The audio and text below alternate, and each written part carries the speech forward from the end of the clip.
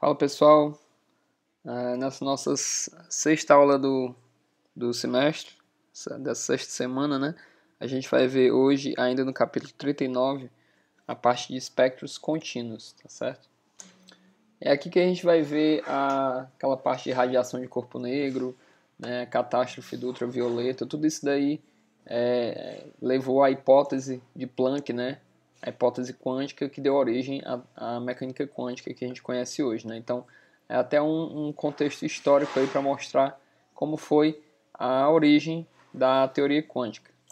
Então, para começar, a linha espectral, aquela que vocês já conhecem, né?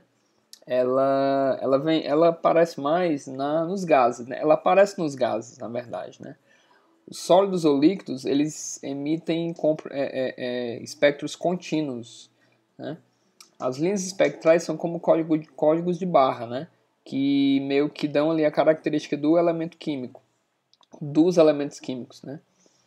Então, tem um espectro de emissão e tem um espectro de absorção, né? E nos líquidos já não tem. Os líquidos nos sólidos não tem isso, porque os átomos estão muito pertinhos uns dos outros, acaba que as frequências se sobrepõem, né? Já nos gases, os átomos estão tão distantes uns dos outros que a gente consegue ver eles como sistemas isolados, né? A gente consegue ver as frequências isoladas ali para cada elemento químico e tal, para cada nível de energia, né? Enquanto que não. Aí o porquê que isso acontece, né? Porque é como se fosse um diapasão. Imagina que um átomo é um diapasão. Se você tocar um diapasão, ele tem uma nota específica, né? Um tom puro, né? No momento que você põe vários diapasões numa bolsa e sacode essa bolsa, né? Ela vai emitir um barulho em várias frequências de sonoras, né? Não só naquela frequência do diapasão. Então é mais ou menos isso. Quando você tem um sólido ou um líquido, os átomos estão tão próximos que as frequências emitidas por eles ou absorvidas é sempre dentro do contínuo, né? O espectro acaba sendo contínuo, tá certo? Porque as frequências estão se sobrepondo ali, já que eles estão tão próximos uns dos outros. Nessa sessão a gente vai estudar um caso idealizado, né, chamado de corpo negro, né, um corpo que emite uma radiação de espectro contínuo, né, que é o corpo negro. Né? Aí, assim como para a linha espectral de emissão a partir de um átomo, né, só é possível compreender o espectro contínuo se usarmos as ideias dos níveis de energia e dos fótons, tá certo? Da mesma forma que a gente fez anteriormente. A gente já viu que o espectro de emissão, né, tem as mesmas linhas que faltam no espectro de absorção, né? Da mesma forma, a superfície ideal desse corpo negro, ela ela absorve todos os comprimentos de onda, né? Aqui, ó. A superfície ideal para emitir luz com um espectro contínuo é aquela que também absorve todos os comprimentos de onda da radiação eletromagnética, tá certo? Então, essa superfície ideal é chamada de corpo negro, pois apareceria perfeitamente negra quando iluminada, né? Ela não refletiria luz alguma, tá certo? Uma boa aproximação de corpo negro seria uma caixa oca com um pequeno furo aqui, ó, onde a luz entra e aí ela vai refletindo aqui dentro, ó, até que essa luz é totalmente absorvida aqui pelo interior da caixa. Da mesma forma, se a gente aquecesse essa caixa, né, aqui, ó, quando aquecemos a caixa, a luz que emana da abertura é uma radiação de corpo negro quase ideal, com um espectro contínuo, né? Seria o inverso do que acontece aqui na absorção, tá certo? Ela absorve todos os comprimentos e emite também em toda a faixa do espectro. Por volta dos anos de 1900, né, a radiação do corpo negro foi bastante estudada. Sabia-se o seguinte, que a intensidade da radiação, que seria a energia por área, né, que esse corpo emite, é proporcional à temperatura elevada à quarta, né, como essa essa equação nos mostra aqui, ó. Intensidade da radiação do corpo negro é igual a sigma, que é a constante de Stefan Boltzmann, vezes a temperatura absoluta do corpo negro elevada à quarta potência. Essa constante de Stefan Boltzmann tem esse valor de 5,67 vezes 10 a menos 8, né? Watts por metro quadrado Kelvin a quarta. E essa intensidade que a gente viu lá na equação, ela também não é igual para os comprimentos de onda. Ela varia com essa intensidade I de lambda aqui. Para cada lambda correspondente, cada comprimento de onda do espectro, a intensidade varia, né? Então, o que você tem de intensidade total é uma integral de 0 a infinito e de I de lambda de lambda, né? Onde esse lambda varia aqui, ó, de 0 a infinito. Você pega todos os comprimentos de onda e integra esse I de lambda para dar a intensidade total, tá certo? Esse I de lambda é chamado de emissão espectral e o I é a intensidade da radiação. Aqui tem um gráfico mostrando essas curvas de emissão espectral, né? Veja que é o seguinte, ó, a uma temperatura de 2000 kelvins, a gente tem esse gráfico aqui, ó, com intensidade bem nesse ponto, o máximo, né, de emissão espectral aqui nesse ponto. Depois vai caindo, ó, até o infinito aqui, né? A gente faz a integral de 0 a infinito para ter a intensidade total, ou seja, a área dessa curva que vai dar a intensidade total da radiação, né? Essa integral aqui. À medida que você vai diminuindo a temperatura, esse pico vai ficando num lambda maior, aqui, ó. O pico aqui vai acontecendo para o I de lambda numa temperatura maior, né? Então existe uma fórmula experimental que diz que lambda m, que é esse lambda onde a emissão espectral é máxima, onde acontece esse pico, né, vezes a temperatura é igual a uma constante, 2,90 vezes 10 menos 3 metros vezes Kelvin.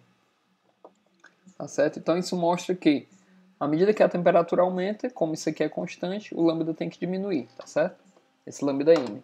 Por isso que, à medida que a temperatura cai também, o lambda tem que aumentar, né? Esse pico aqui acontece para lambdas cada vez maiores, tá certo? Outra coisa importante a se observar é que o formato é sempre esse.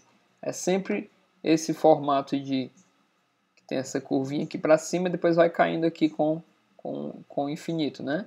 À medida que o lambda cresce. Tem esse pico suave aqui, ó. Tem esse pico com essa curva, com esse mesmo formato, depois vai caindo. E o formato é o mesmo, que muda aqui é só a escala, tá certo? Então vale lembrar que isso aqui era um resultado experimental, né? E que na prática o pessoal tinha... Na teoria o pessoal tinha dificuldade de mostrar, através dos princípios básicos da física, como que isso aqui acontecia, né? Na prática era isso que se observava, mas na teoria isso não acontecia, né? A gente vai ver agora que é essa catástrofe do ultravioleta.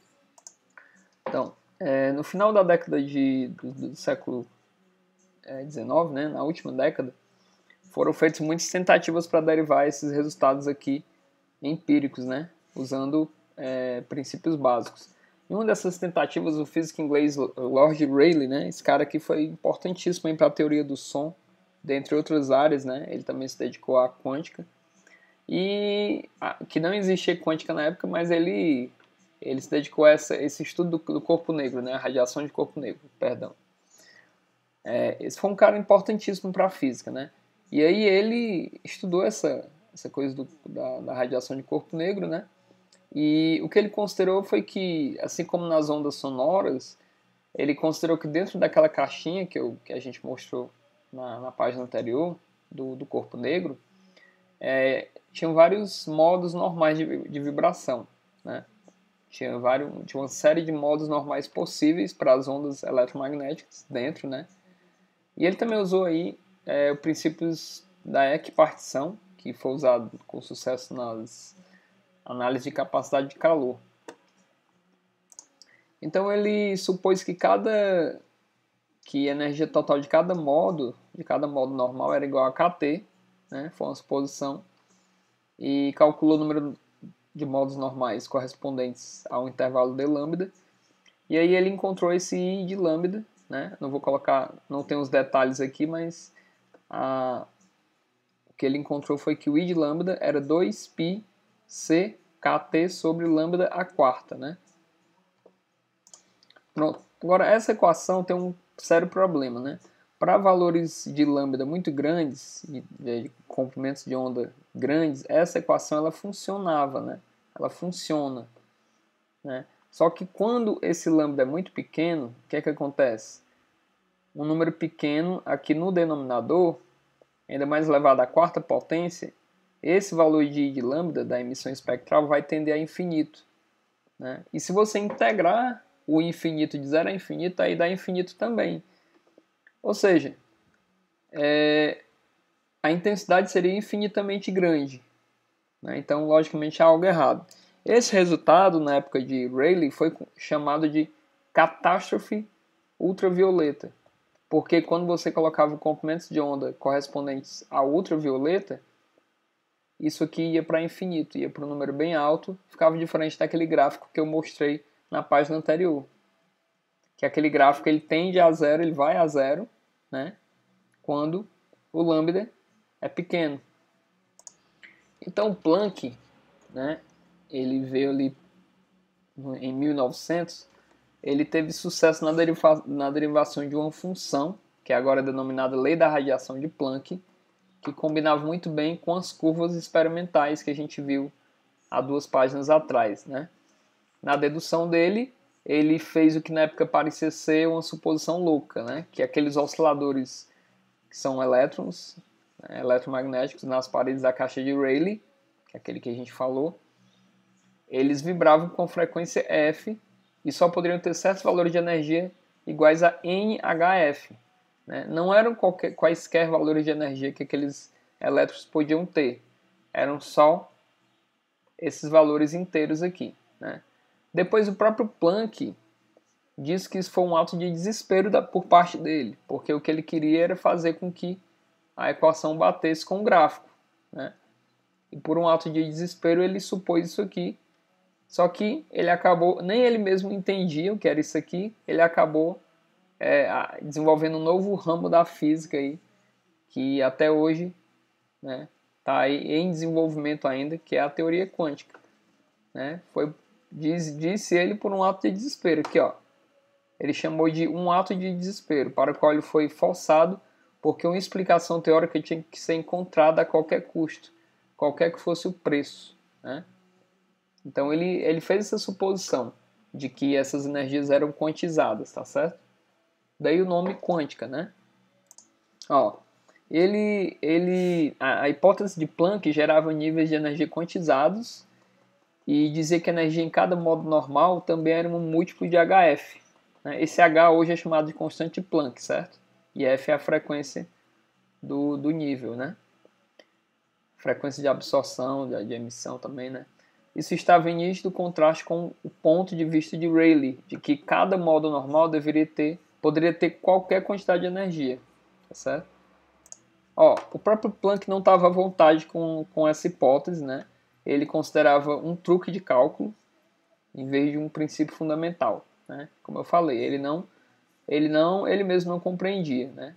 E foi numa carta a um amigo que ele falou aquilo lá, que chamou isso aqui de um ato de desespero, tá certo? Aí por volta de 5 anos depois, 1905, né? Foi o ano mágico aí, o ano milagroso do Einstein, né? O Einstein identificou a mudança de energia HF entre os níveis de energia, né? Com a energia de um fóton. E uma outra evidência foi rapidamente montada. E por volta de 1915 havia pouca dúvida sobre a validade do conceito quântico e da existência dos fótons. A gente primeiro estudou os espectros atômicos, né, antes dos espectros contínuos, mas isso aqui é uma inversão histórica. Né? Na verdade, quem primeiro estudou isso foi realmente Planck. Né? O crédito pela invenção do conceito da quantização dos níveis de energia vai para Planck, né? Embora ele não acreditasse nisso a princípio. E aí ele recebeu o Prêmio Nobel de Física em 1918 por essas realizações. A equação que que é hoje chamada de lei da radiação de Planck. Então ela é dada por esse valor aqui, ó, I de lambda é igual a 2πhc ao quadrado sobre lambda a quinta vezes exponencial de hc sobre lambda kt menos 1. Né? Parece uma equação complicada, mas não é tão complicada assim. Quando o lambda tende a um número grande, né, infinito, por exemplo, esse termo vai tender a zero, né? Tende a zero.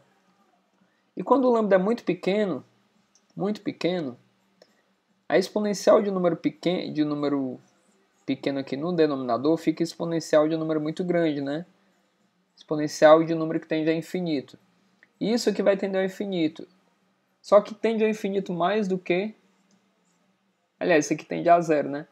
E só que, como aqui é uma exponencial, a exponencial ela se sobrepõe ao lambda aqui. Né? Então acaba que isso aqui também tende a zero. Então, para lambda tendendo a zero, isso aqui tende a zero. Para lambda tendendo a infinito, também tende a zero. Então, acaba que isso aqui se encaixa com os resultados experimentais. E aí aquele lambda m que a gente viu lá nos gráficos, que é o lambda onde há um máximo de emissão espectral, é dado por esse valor aqui, ó, Hc sobre 4.965 kT, né? Onde esse K é a constante de Boltzmann. Aqui nessa fotografia, né, a gente vê aqui várias estrelas e aqui tem 3 gráficos mostrando aqui como é que se dá essa emissão espectral dependendo das cores de cada estrela, né? A gente já viu que quanto menor a temperatura, maior é esse pico maior o lambda m, né, que é esse lambda onde tem um máximo de radiação aqui, de emissão. Então aqui quando a estrela tem uma temperatura mais alta, o lambda m tende a ser menor, né? E aqui ele põe o espectro visível, ó. Essa faixa de comprimento de onda aqui, ó, daqui para cá, ela é o espectro visível. Abaixo disso é o ultravioleta e acima disso é o infravermelho, né? Quando a estrela tem uma cor mais azulada, que aqui, ó, a partir daqui a gente tem... Aqui não dá para ver cor nenhuma, né? Mas a partir daqui tem, ó, o violeta, o azul, né? São as cores mais predominantes aqui nesse gráfico. Então, quando você olha para uma estrela e vê ela com uma cor mais azulada, significa que ela tem uma temperatura maior, tá certo? Maior.